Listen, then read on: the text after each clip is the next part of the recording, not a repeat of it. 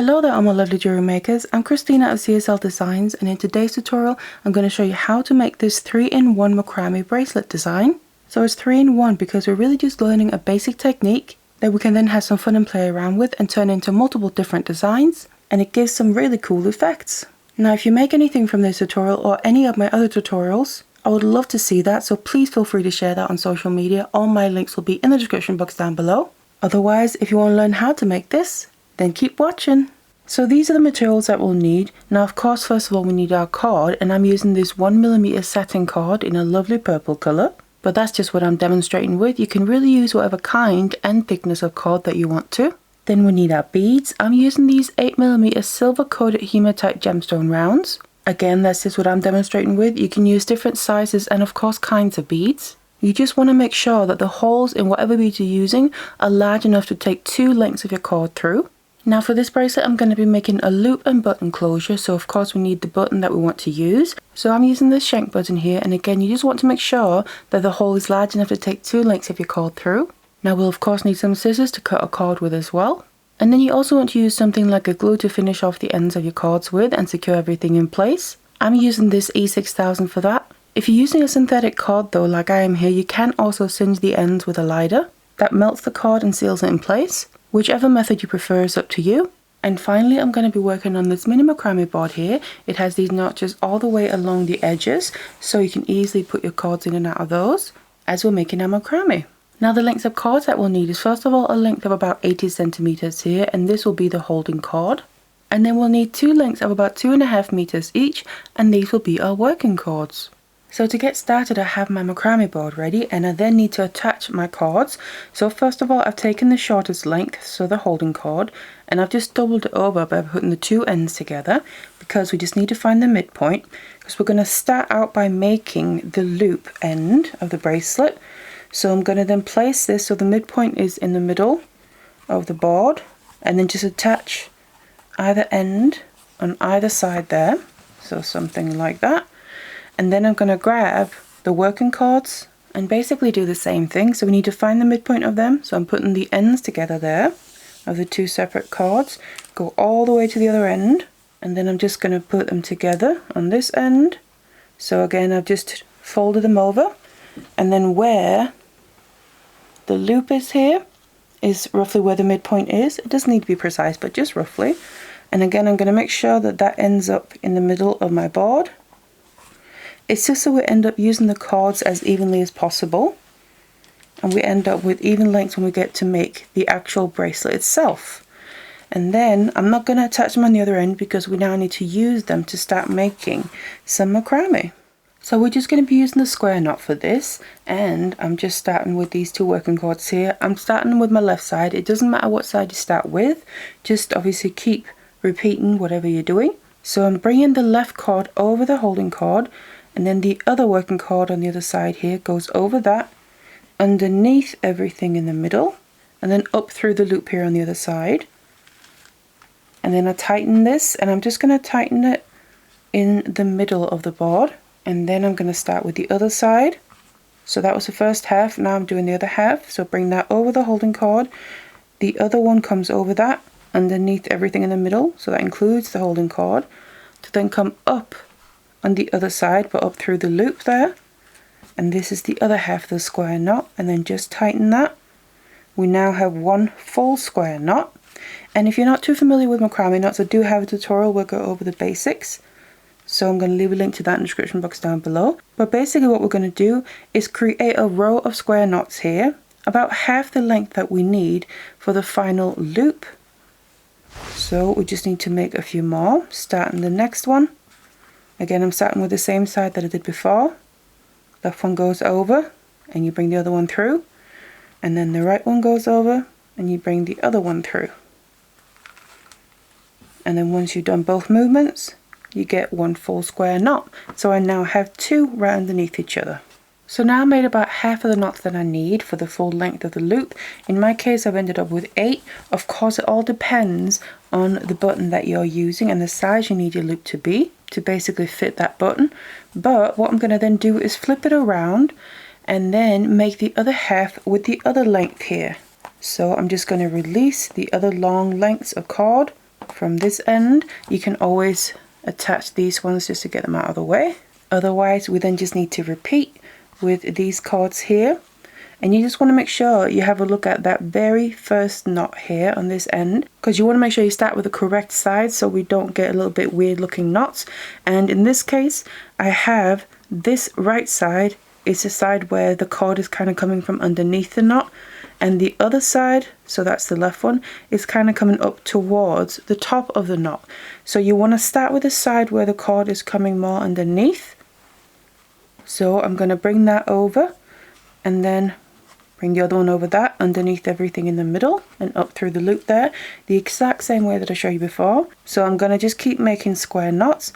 I'm just making the other half of the loop, like I said, so we get as even lengths left of our working cords as possible once we then get to making the actual bracelet. So you basically want to just make the amount of knots here you need to fit your button.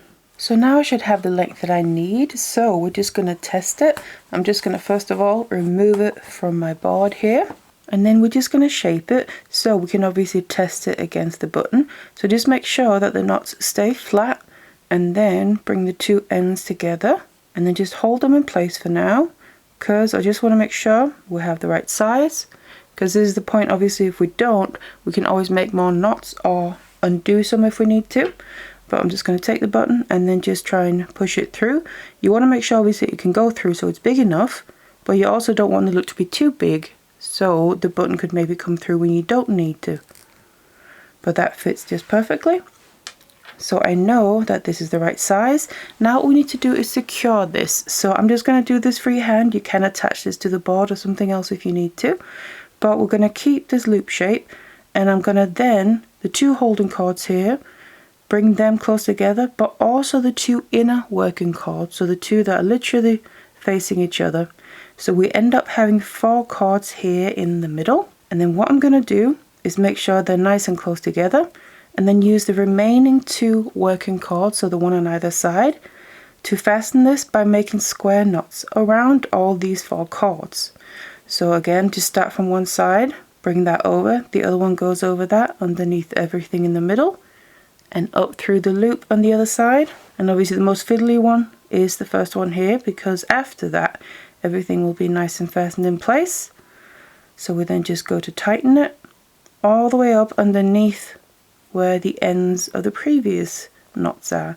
Pull that nice and tight, and then before I carry on, I'm just going to pull these cords down a bit and make sure everything is nice and settled into place. And then when you're happy with it, we can just make the other half of the square knot to complete it. Again, pull that nice and tight, and as you can see, we then have our loop in place, and I can let go and nothing's going to come undone. And what we then need to do straight away is go into actually making the bracelet part. So if we just separate out the 4 cords here that are coming out from the knot, we have our short ones. We need to make sure we have one on either side, and they're going to be the middle ones on either side there. And then of course we have the working cords that we were just using, and then we have the working cords that we just put in the middle as well. They should be the inner 2 on either side. So we end up with 2 groups just like this, and then we need to start with one at a time, so put the other 3 out of the way. Again, you can have this attached to something if you need to. We then need to start making some square knots here, working our way down to the point where we can actually get into the pattern itself. So the middle cord here is the short one. That's going to continue to be our holding cord, and we literally just make square knots with the other 2 cords around that. And then we just tighten them all the way up underneath that previous knot. And now it is going to be going out towards the side a little bit, so make sure it comes out at an angle. Pull that nice and tight. Do the other half to complete the knot, and then pull that nice and tight like that. And how many knots you need for this really depends on the materials that you're using. So for instance, the size of bead.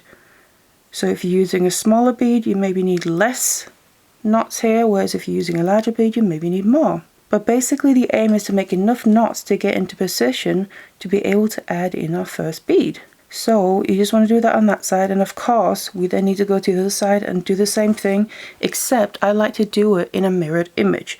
So on this side here we have our 3 cords as well. So just push the other ones out of the way. The middle one is the short one, so the holding cord, and the 2 other ones are the working cords. Now previously I started from the left, so because I'm on the right side now, I like to start with the right cord.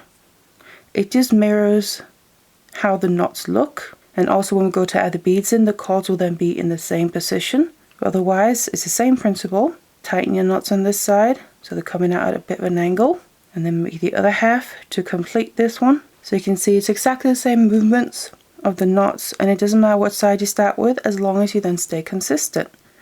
And then we have our full first square knot on this side. So again, same principle, get both sides to the same point where we need to add our first bead in. So now I'm in position to add my first bead here. As you can see, the 2 inner cords are pointing nicely towards each other, and there's a nice open space here to fit the bead. But what I just like to do then before I do anything more is prep my cords, because obviously with this will depend on the materials that you're using, but sometimes it can be a little bit hard to get both of these lengths through the bead. So what I find can help, obviously if you're using a synthetic cord like this, is to basically singe the end and turn it into kind of a little needle. So just take a lighter, and obviously be careful with this because it is a naked flame and it does get hot, but just then singe the end or melt it down so you can see like that, and then I just use my fingers to kind of roll it, and then that creates a little needle, and you can always go over it a couple of times if you need to. So you kind of just create that point and thinner part of it so it gets easier to put through the bead. And I just like to do that on all the cords that I'm putting the beads through, and I just like to do that on all the cords that I'm putting through beads. So you can see, just like that. Otherwise, what I'm also then just going to do is bring my macrame board back in, because it's going to be easier to work on that. So I'm just going to reattach my piece here, and first of all I want the holding cords to come straight down, and of course the working cords are just going to stay loose, but they need to come down to the bottom end here and slot into some of these notches. And on the other end I'm just going to attach the loop here the best that I can to make it secure on that end. And then we just want to add the holding cords with a bit of space between them, so it looks a little something like that. And now it's time to add the first bead in. So we're going to use the inner working cords to do that. Those are also the ones I prepped. So just grab those, and you can see they're naturally wanting to cross towards each other, which is just perfect for adding a bead. So just take one length of cord at a time, grab your bead, and then put that cord through first in one direction, grab the other cord and put that through the same bead but in the opposite direction. And this is especially where having prepped the cords really comes in handy. Just having that almost little needle, you can more easily push it through. I also find that if it's a little bit tough, using pliers can sometimes help as well, because you can better grip right up against the bead and help push that. And you can also on the other side help grip onto the cord if only a little tip is sticking through. But then once it's through, we then just want to pull both lengths of cord.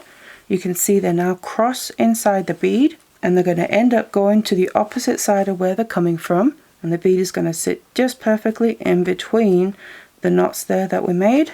And then we're basically going to pick back up making our square knots just like we did. Now the only difference is some of the cords have now swapped place. But that doesn't make a difference in how we make the knots. We literally use this cord from the opposite side in the same way that we would use the cord from this side originally.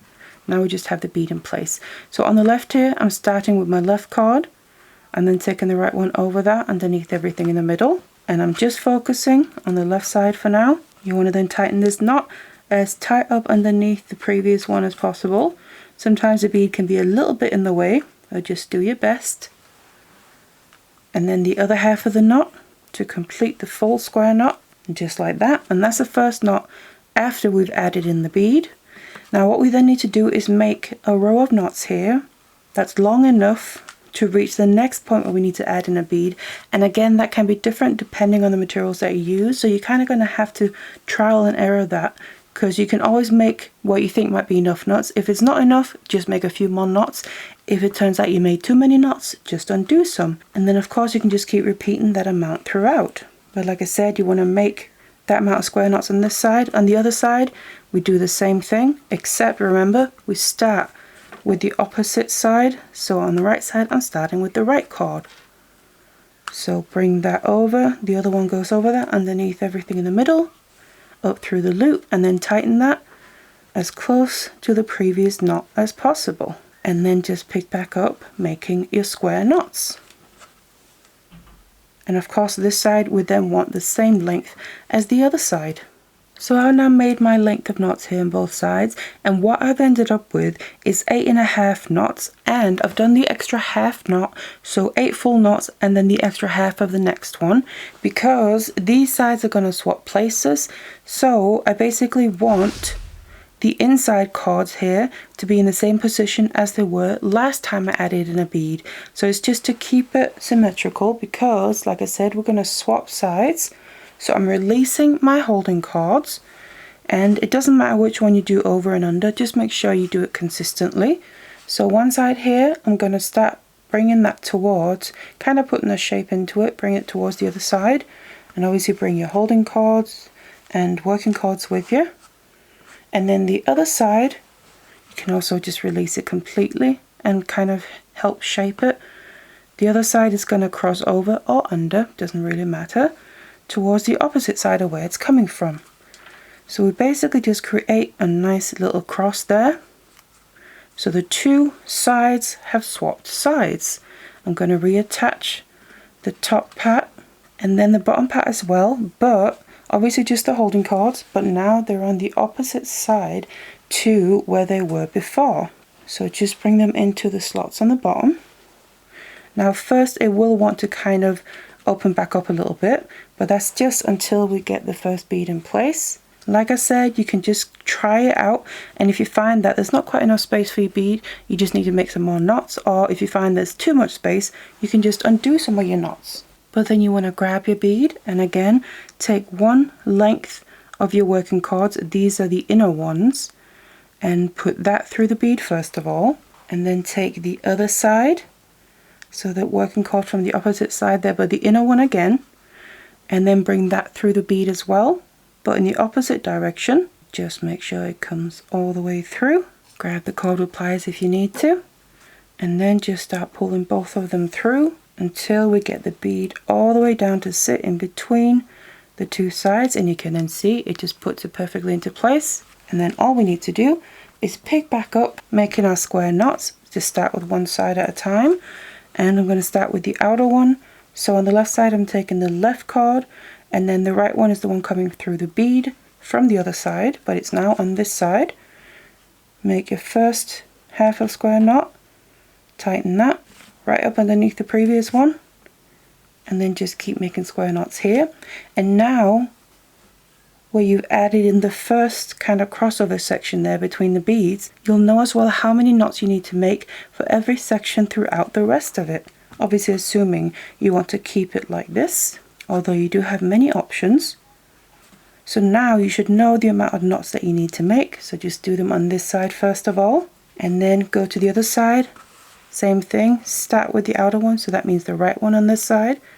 Bring the other one over underneath everything in the middle, up through the loop, and then tighten it. That's the first half.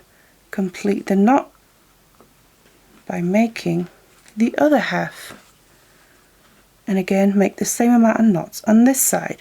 And then you get this nice little crossover section that actually is not connected between the beads. It's the beads themselves that actually create the connection points, because the cord is crossing inside of it. And then this is what we end up with. Of course, you then just want to keep doing this, repeating this until you have the length that you need. Minus, of course, the other end of the clasp.